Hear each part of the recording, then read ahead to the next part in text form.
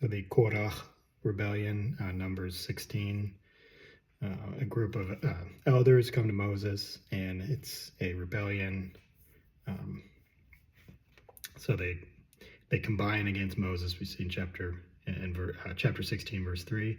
Vayikalu, they combined al Moshe ve'al Aaron ve'amaru Elohim Rav lechem ki kol ha'ada kolam kodashim uvatohem Yahweh umdoa to totna sau el kohal Yahweh. So they said, they combined against Moses and Aaron, said to them, "You've gone too far, for all the community are holy, all of them, and the Lord is in their midst. Why do you raise yourselves above the congregation?" Vayishmu Moshe vayipal al panav vayidavar el Korah ve'el kol adoto lemor boker vayida Yahweh et asher lo ve'et hakodosh ve'hakariv eliv ve'et asher yivchor bo yikariv eliv. So come morning, the Lord will make known who is holy and so basically Moses is falling on his face, and he's asking the Lord, telling the people that the Lord is going to give, he's going to the Lord for discernment, because when you have this questioning of authority, remember, the people of Israel called out to God, and God chose Moses. And so now you have this question of authority. We're all holy. Why would God choose you above all of us? We're all holy. So Moses asked for some other elders to come, and they said, "No, we won't. No, not Allah, we won't come. Hamat ki ha'alitanu ma'aretz zevat chalav udavash lehamitanu medaber ki tasataror elinu gam hasotaror." So, will not come. Is it not enough that you bought us out of the land of milk and honey? So they have it twisted. Now, granted, that's not entirely wrong. Egypt is a land flowing with milk and honey. It's a very bountiful land. The reason that the Israelites ended up there is because there was a drought in Canaan, and there was bountiful food, thanks to Joseph. There was bountiful food in Israel, so that brought the Israelites in. So it is a land flowing with milk and honey, but of course it's not the land that God promised. It's not their land. They cried out to God, and God is taking them out. And you can see why they might be upset, because earlier God had just told them that none of the elders, except for Joshua and Caleb, are going to enter into the promised land. So people are upset that they're going to die, but of course the promise is that their children will, and it's God's time, not in our time. So they have it twisted that you took us out of the land of milk and honey, and you're promising us this other land of milk and honey, but you're not delivering. And you can see where they're coming from, but of course it's completely wrong. And God does show them discernment, and the earth swallows them up. Moses hears this, he falls on his face, and he says that in the morning that God will make known who is right and who is wrong. So when we have a rebellion, now I was thinking about this, and I've also been thinking about the MAHA movement. And so here you have a movement of the ancient Israelites in a land, a bountiful land flowing with milk and honey, but it's not their land. They're aliens, and they are being mistreated. The Egyptians kill their firstborn. They take away the straw. They make it harder to work. They expect the same results with less material. The Israelites have to gather the material, and it's just getting worse and worse, more oppressive to live in Egypt. Now, of course, like they said, it's a land of bounty, and Canaan is an unstable land. It's war torn, and they have to go take out the other warlords in order to possess it. But they will be free there, and it's not going to be easy. And plus, they have to wait 40 years in the desert. And we have the Make America Healthy Again program, the movement that we have now, where comparable, I think, to killing of course, our government is not killing the firstborn child, but they are doing the same sort of population control, I think, with abortion, celebrating birth control, and making life out to seem like the problem. Carbon-based entities on this planet are destroying it. The carbon is destroying the planet. Of course, we are carbon-based life forms, so we are destroying the planet. So there's this population control, and then we also have people crying out, seeing that there are vaccines that are harmful, that the government is saying is totally safe and effective, and people are increasingly seeing that they are not. We're seeing that the food supply is compromised and harming us more and more. The food is not organic. In this way, the United States is actually worse than Egypt, because the food in Egypt would have been good. The Israelites had to leave because the food was trapping them there. The bountiful food. It wasn't like the food was bad. It wasn't like they had inorganic farming in Egypt, in ancient Egypt. The food would have been very good, but of course, it wasn't the food. They weren't able to do their sacrifices, and they weren't able to eat the food prepared the way. And then they were also it was a complex system, the food system. And they simplified the food, having their own sacrifices. Moses asked part of that. A big part of that was the food and the dietary restrictions. So we see that with the MAHA movement. It's different. It's not the same. It's actually worse. And I would also contend, and this is kind of wild, and I'm not suggesting anything like adding on, God forbid, to the Torah or changing it, or God forbid.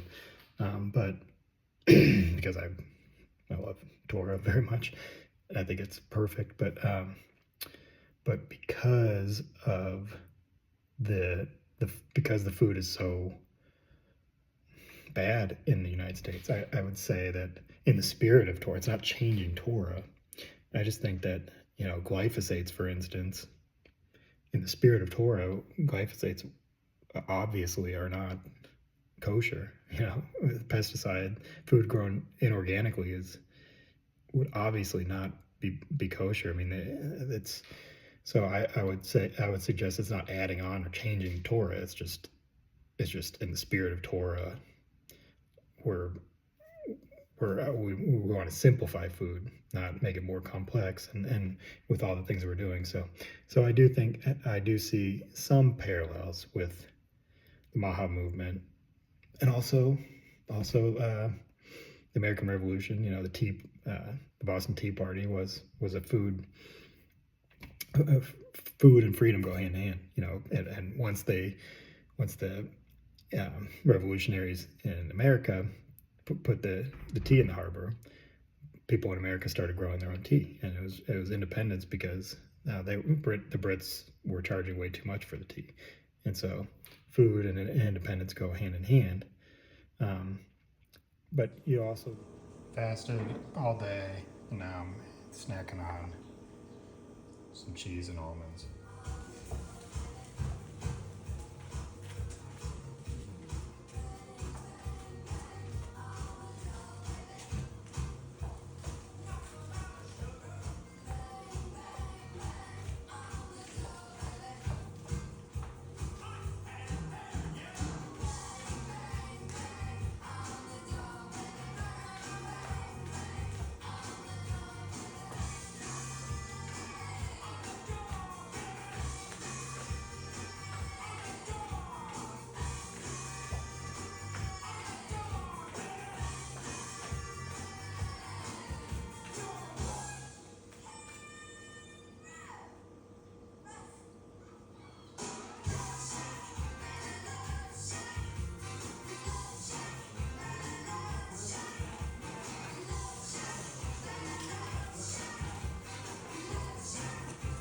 it's also a bad comparison because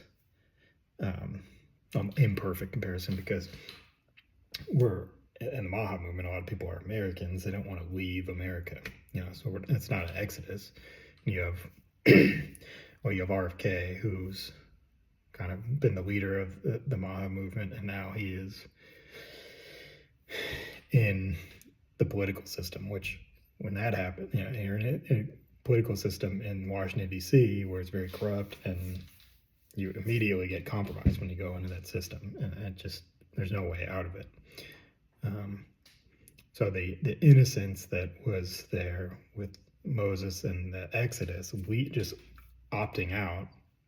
Now, there are people that do want to opt out, foreigners, that would be more similar to the Israelites, foreigners that have come here that want to go back to their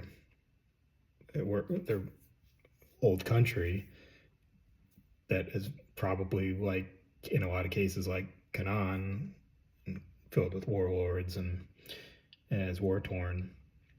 Venezuela, a lot of Middle East, for instance.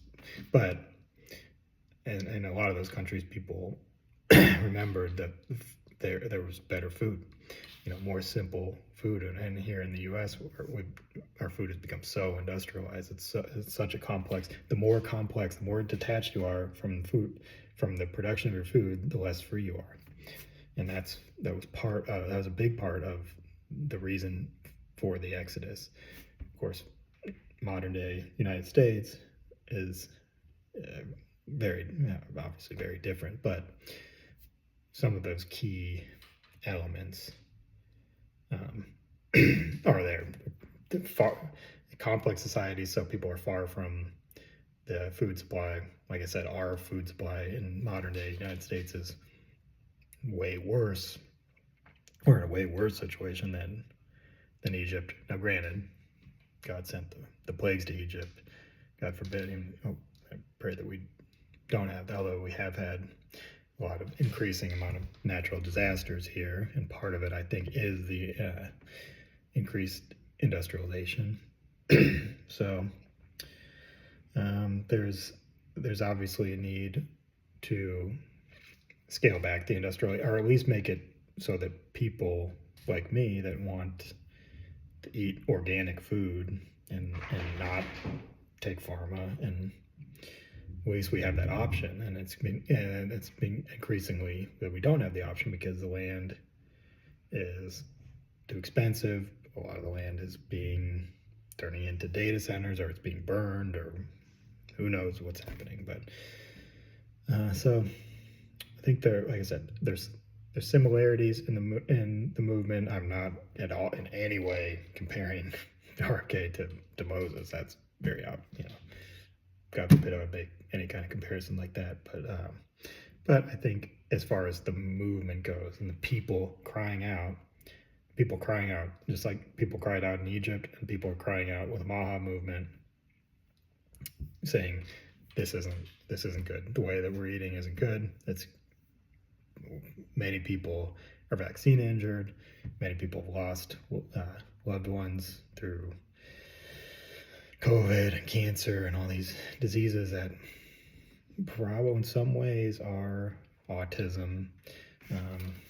In some ways a product of, in some ways there's nothing you can do about cancer, but obviously cancer just rates keep increasing. And I think the food and the environmental concerns, people are increasingly seeing that's partly a product of our environment and our food, and we want to change that. And so whether we opt out or whether we change the structures from within with politicians, I have no idea what the best solution is, but I'll just stick to reading Torah and seeing what God tells me. Peanut butter with getting a little bit of sugar now, just because I mean fasting today was great. I was hungry in the morning. So yesterday I did eat. I had a protein smoothie for lunch and an apple. And then at night I had some soup, so I had a little bit of carbs. And then today I didn't eat anything until like 5:30, just some almonds, and so I ate a couple pieces of pineapple and a couple pieces of cheese. I've eaten a good amount, but it's which is okay, because I mean I'm gonna do a little cardio tonight, and I used a lot of brain power today. Like in the end, I was focused, but at the end of the day, I started to feel really zapped, but it was good, because it was like all day I was really kind of dialed in. Like I did a lot today. Kind of a tough meeting, and but like, yeah, I think I really did well. So yeah, I think in light of what we know about our diets and just the astronomical amounts of sugar, processed or refined carbohydrates in our food, beverages, I do think that, not that you change the traditional fast, God forbid you change thousands of years of tradition. You're not changing. It's going, I'd say there is benefit in doing above and beyond. I mean, that's true with anything. But I think it's especially true in light of our modern diet. We're our festivals, in the modern sense, the festivals are all about indulging. Or these ancient festivals that were about, you do have the indulgence, but you always have the fast leading up to it. And we've, I think we just increasingly overdone the festival and underdone the fast. In fact, rebels against Moses, were the ones that are always taking the easy route. They're seeking the land of indulgence. Where Egypt was a land of indulgence that the Israelites had to be free of. And so the Passover fast represents that exodus. It's the changing of the diet, the simplification of the food to go into the wilderness. It is the exodus out of the gods of indulgence, the gods of power, the gods of, you name it, lust, all of our base desires. And where is your land of milk and honey? Is it the land of indulgence, or is it the project that's going to be very difficult, but will lead to much greater freedom?